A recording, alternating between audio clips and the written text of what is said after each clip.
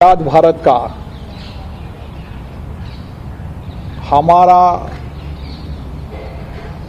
हमारे द्वारा बनाया नए भवन का शिलान्यास होने की तारीख तय हुई है।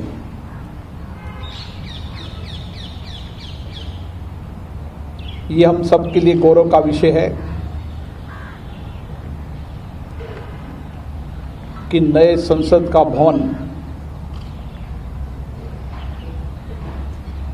जिसका शिलान्यास 10 तारीख को 1 बजे माननीय प्रधानमंत्री जी के द्वारा भूमि पूजन के साथ शुरू होगा।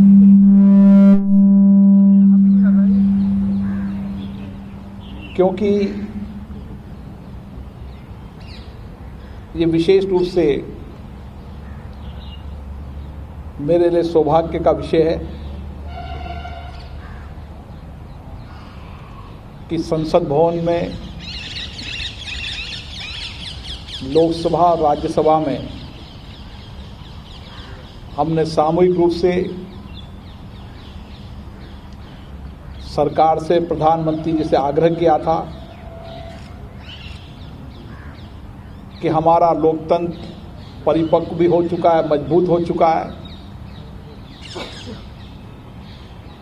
हमने इस लोकतंत्र विकास की नई ऊंचाइयां छुई है। वर्तमान परिप्रेक्ष्य के अंदर ये भवन छोटा भी है और हमारे संवैधानिक दायित्वों को निभाने के लिए वर्तमान परिप्रेक्ष्य के अंदर आधुनिक तकनीकी की भी आवश्यकता को देखते हुए नए संसद भवन का निर्माण होना चाहिए। प्रधानमंत्री जी और सरकार ने हमारे आग्रह को स्वीकार किया।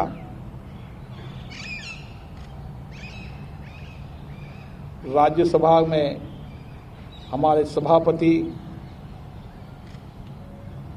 माननीय वेंकैया नायडू जी ने भी राज्यसभा में यह आग्रह किया था, क्योंकि ये भवन राज्यसभा लोकसभा का सामूहिक रूप से एक ही स्थान पर बनता है। इसलिए हमने दोनों सभाओं में यह आग्रह किया था और ये देश की 130 करोड़ जनता के लिए गौरव का विषय है कि हम आज़ादी के बाद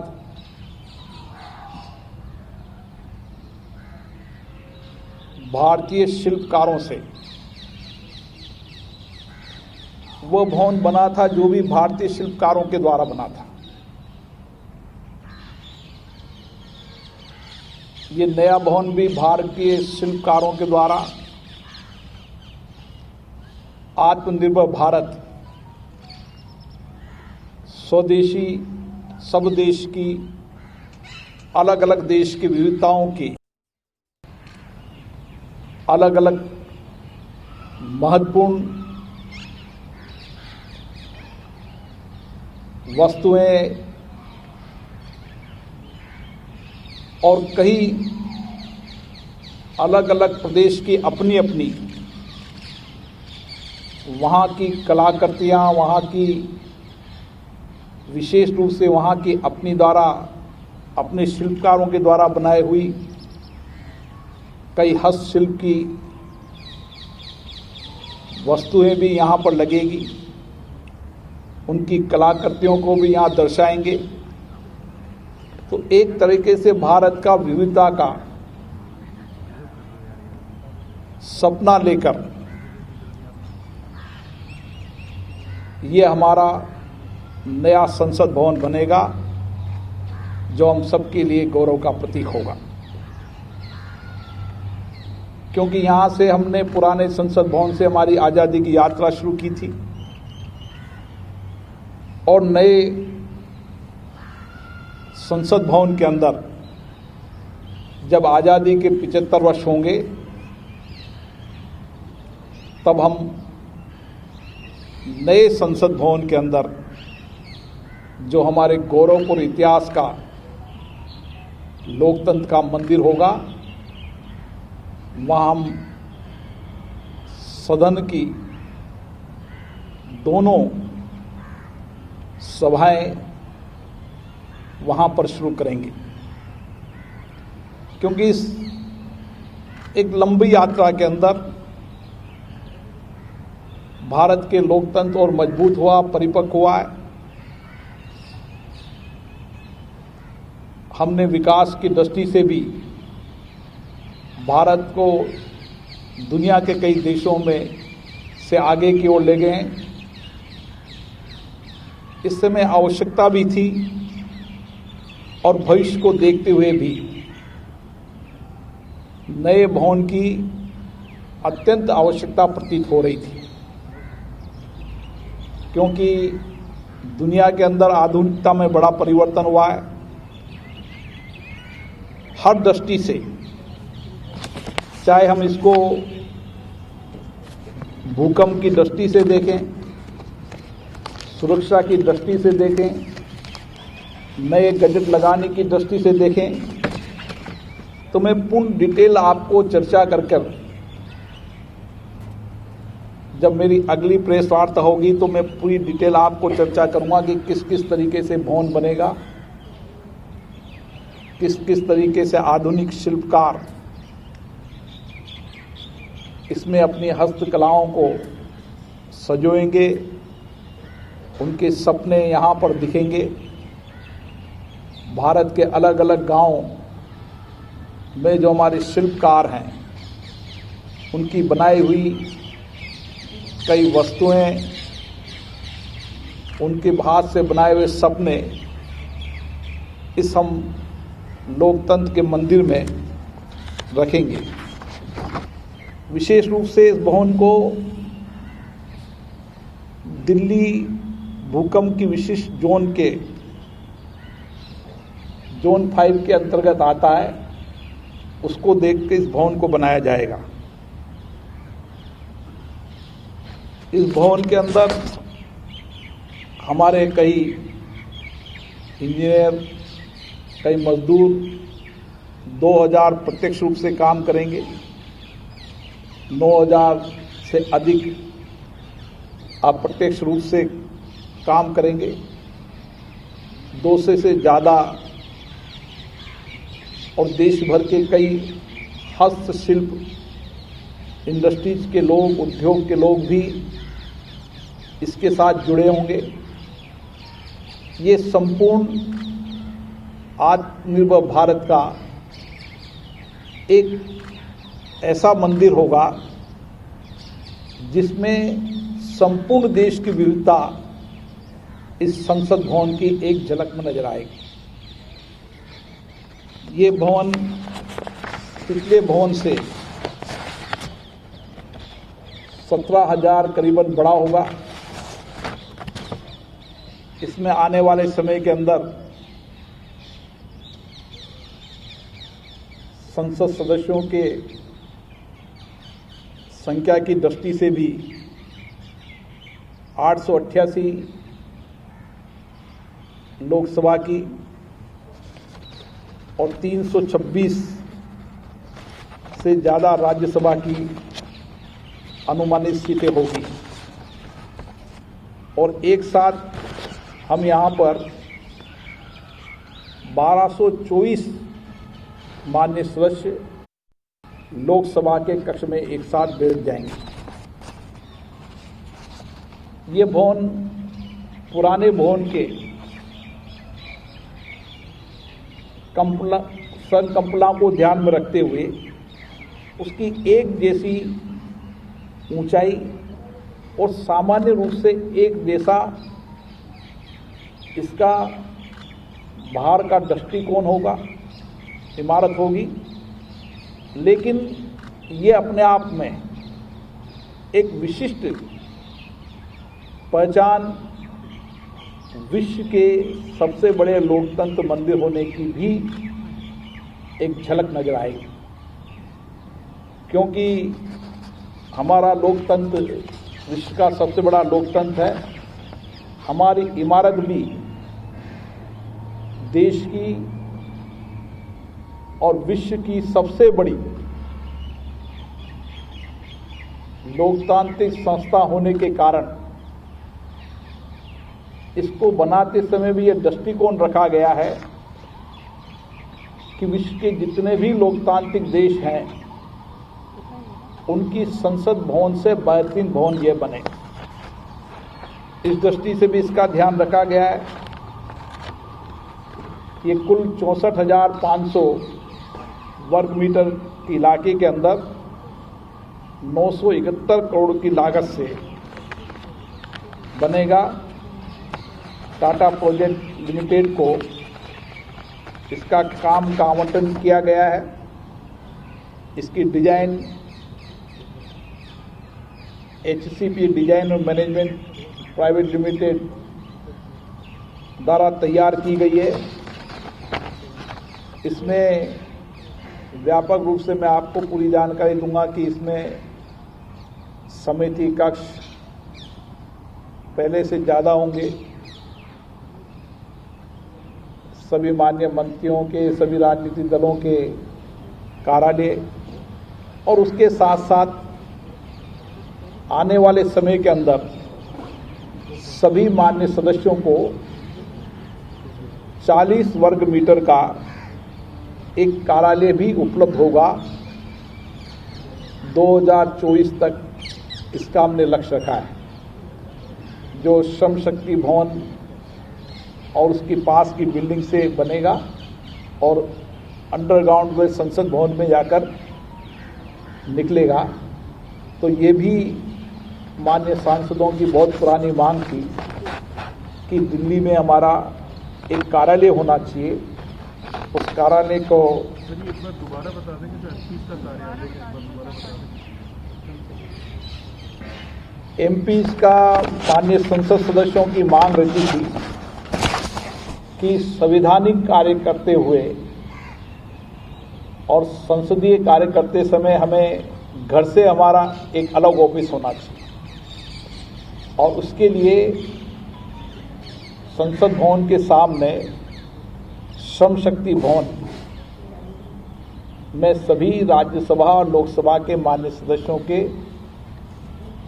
कार्यालय भी बनेगा, जो अनुमानित 40 वर्ग मीटर 400 स्क्वायर फीट का एक कार्यालय होगा, जिसमें निजी सहायक का भी कक्ष होगा और स्वयं माननीय सांसद जी के बैठने के लिए भी कक्ष होगा, ताकि उनको अपनी संसदीय कार्य करने में सुविधाजनक स्थिति रहे। नए संसद भवन बनाने की मांग बहुत वर्षों से चली आ रही थी। जब हमारी संसदीय लोकतांत्रिक व्यवस्था 1950 में जब संविधान बना था, उसके बाद कई बार संसद के अंदर इसकी चर्चा हुई, डिबेट हुई कि नया संसद भवन बनना चाहिए।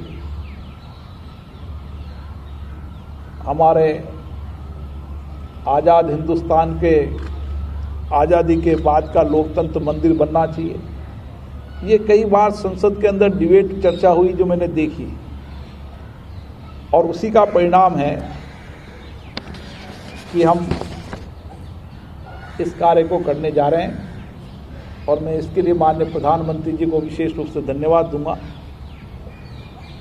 कि उन्होंने हमारे दोनों सदनों के आग्रह को माना और विशेष रूप से इस भवन को इतने कम समय के अंदर आधुनिक तकनीकी का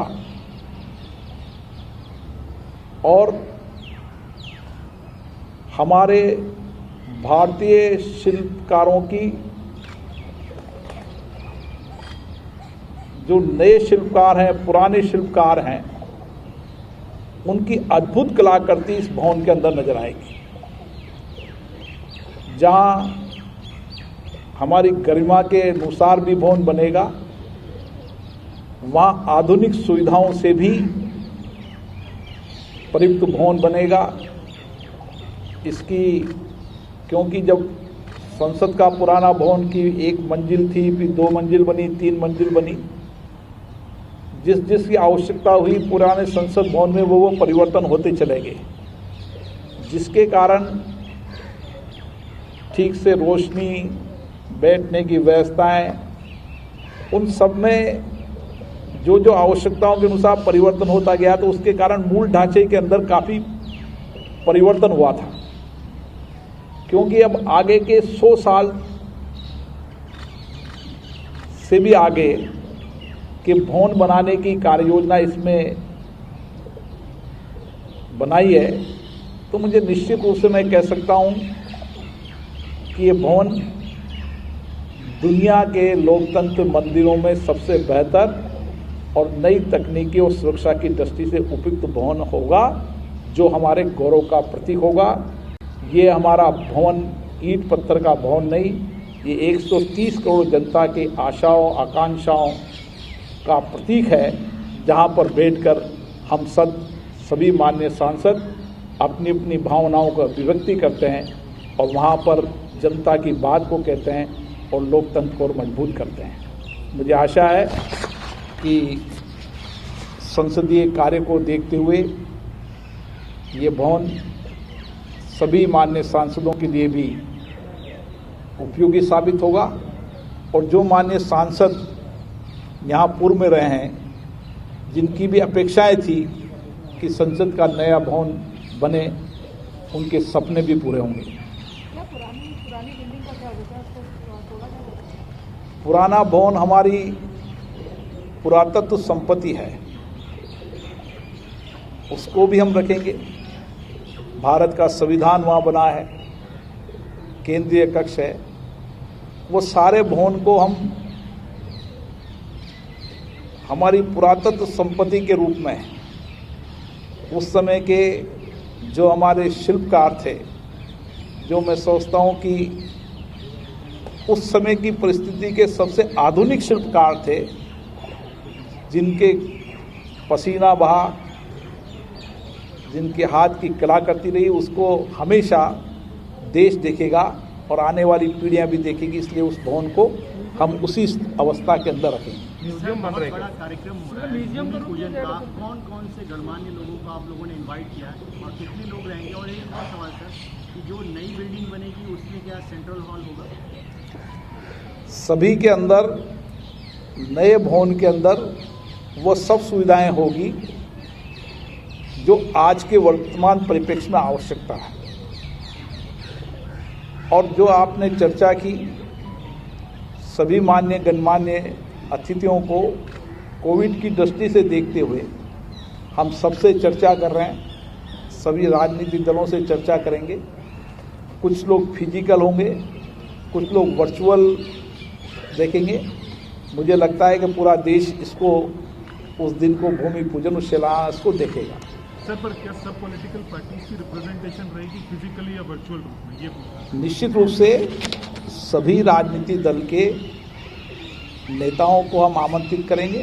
फ्लोर लीडर्स को या फ्लोर लीडर को तो विशेष रूप से आमंत्रित करना ही है, लेकिन सभी जितने संभव हो सकता है कोविड गाइडलाइन के तहत सभी फ्लोर के नेता वहाँ पर आएँ, संसदीय समिति के अध्यक्षों को आएँ, कुछ फिजिकल आएंगे, कुछ वर्चुअल आएंगे। दोनों तरफ से इस शिलान्यास कार्यक्रम को जनता के लिए लाइव भी रखेंगे। सर, ये 2022 अगस्त तक पूरा हो जाएगा, नहीं तो अक्टूबर तक पूरा हो जाएगा? इसकी टाइम बाउंड अक्टूबर तक रखा है और मुझे आशा है कि हम जब आज़ादी का 75 साल होगा तो निश्चित रूप से नवंबर दिसंबर का जो हमारा सत्र होगा वो नए संसद भवन में सत्र शुरू होगा। सर, क्या पुराने भवन में संग्रहालय बनाने की तैयारी है? पुराने भवन का उपयोग के लिए हमारी जो कमेटी है वो चर्चा करेगी इस भवन का क्या उपयोग करना है, कैसे उपयोग करना है, उसके लिए बैठकर चर्चा करेंगे। लेकिन पुराने भवन को हम उसी तरीके से रखेंगे, उसको और कुछ जो छोटी मोटी कमी होगी उसको और ठीक करेंगे। लेकिन पुरानी भवन, क्योंकि यहाँ पर आज़ादी के बाद हमारे सभी आज़ादी के लड़ने वाले प्रणेता यहाँ बैठे थे, आज़ाद हिंदुस्तान की इबादत यहाँ लिखी गई थी, संविधान यहाँ पर बना था, इसलिए आने वाली पीढ़ियाँ इसको देखे, इससे प्रेरणा ले, इसके लिए इस भवन को हम और ठीक से व्यवस्थित करने का काम करेंगे। जो नया संसद भवन बन रहा है, जो नया संसद भवन बन रहा है सर, वो कितने फ्लोर का होगा और क्या किसी देश के पार्लियामेंट से इसका मैप स्ट्रक्चर जो है मिलता जुलता होगा? हम किसी देश की नकल नहीं करते, हमारे देश की नकल दुनिया करेगी, क्योंकि भारत दुनिया का सबसे कार्यशील लोकतंत्र है। यहाँ का लोकतंत्र आज़ादी के बाद सशक्त हुआ है, मजबूत हुआ है, स्थायित्व हुआ है। 17 आम चुनाव हुए हैं, 8 बार सत्ता का हस्तांतरण हुआ है, इसलिए एक जीवंत लोकतंत्र है हमारा। इसलिए हमारे लोकतंत्र के मंदिर को देखने विश्व के अन्य देश के लोकतांत्रिक देश देखने आएंगे। कितना फ्लोर होगा? कितना फ्लोर? ये ग्राउंड फर्स्ट और सेकंड फ्लोर, जो जितने फ्लोर अभी वर्तमान संसद के उतनी ऊंचाई के बराबर को इसका रखा जाए। सर, प्रधानमंत्री फाउंडेशन स्टोन रखेंगे, आप हाउस के कस्टोडियन हैं, बिल्डिंग के लोकसभा स्पीकर कस्टोडियन आप रहेंगे, तो इसके अलावा राष्ट्रपति, उपराष्ट्रपति, चीफ जस्टिस ऑफ इंडिया, इनको भी कुछ नहीं होता है? मैंने कहा ना, इसकी हम बैठकर चर्चा कर रहे हैं सभी मान्य को।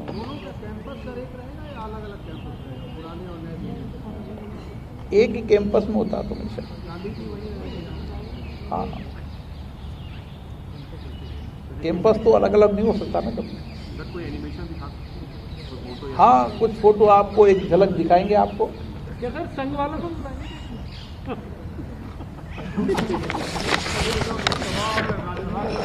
कार्यालय बनेगा और श्रम शक्ति भवन की जगह बनेगा, अंडरपास कैसे करेंगे?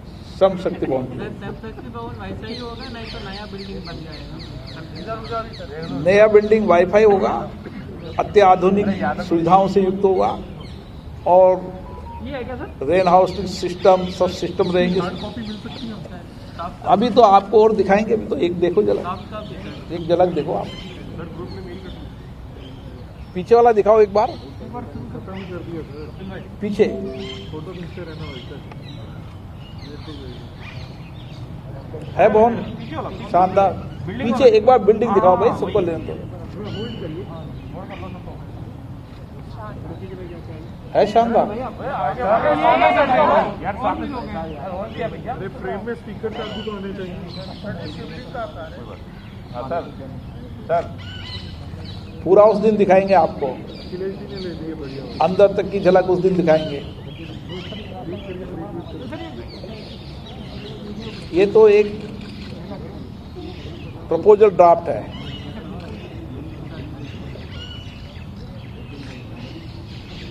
अंदर कैसा होगा, क्या होगा।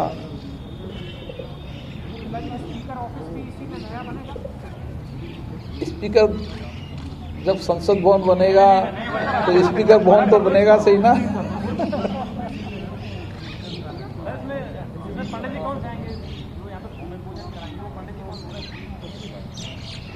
वो विभाग तय करेगा, विभाग तय करेगा, विभाग। नई बिल्डिंग बन रही है, इससे नीचे टनल से कुछ मेट्रो की कनेक्टिविटी भी होगी। is the center of governance of the world's largest democracy. The Central Vista was inaugurated in 1931. At its center were 4 important buildings that are now iconic and much loved.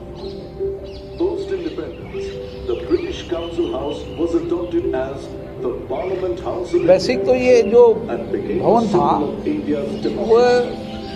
National assembly थी, राम साहब, 125 करोड़ देशवासियों की आशा आकांक्षाओं को हम समेट करके बैठे। The Council House was not designed to serve as India's parliament.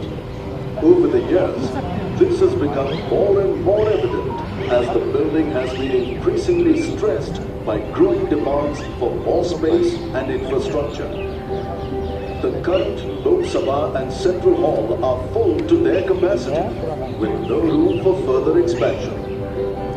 The communications and services infrastructure is also outdated. More space and new infrastructure is desperately needed, but these upgrades cannot be made to the current Parliament House.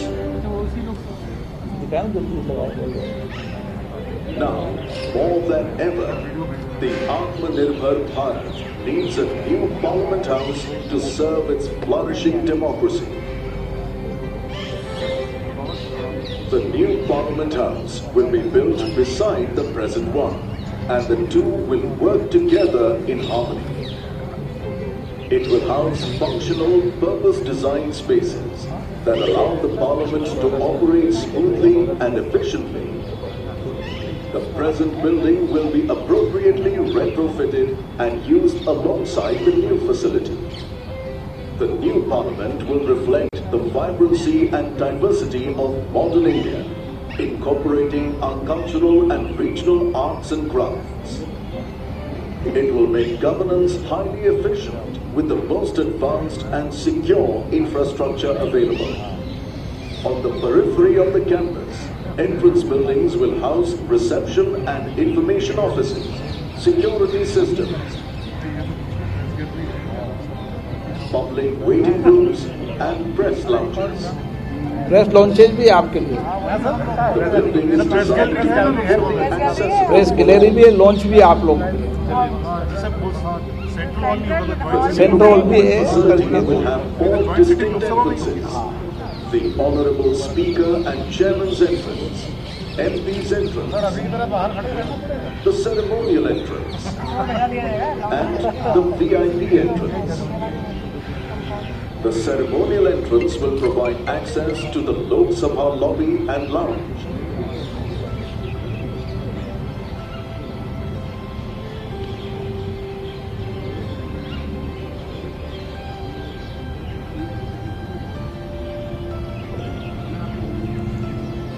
ये तो प्रस्तावित है, अभी तो बहुत larger Lok Sabha chamber.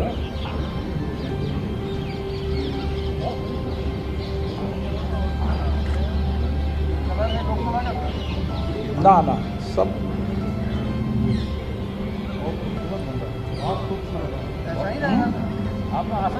Beyond that will be the Honourable Speaker's office and support facilities.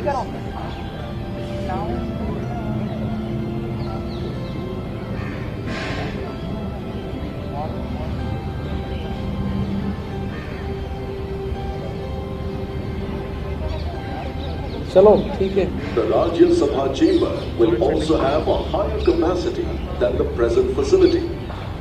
Both Lok Sabha and Rajya Sabha will incorporate the latest communications technology.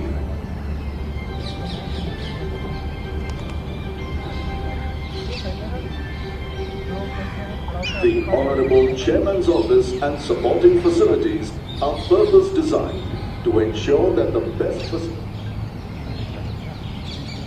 चलिए joint sitting Lok Sabha में ही होगी ना, नया हाउस? देखते हैं, अभी प्रस्तावित है सब चीज़ें। हाँ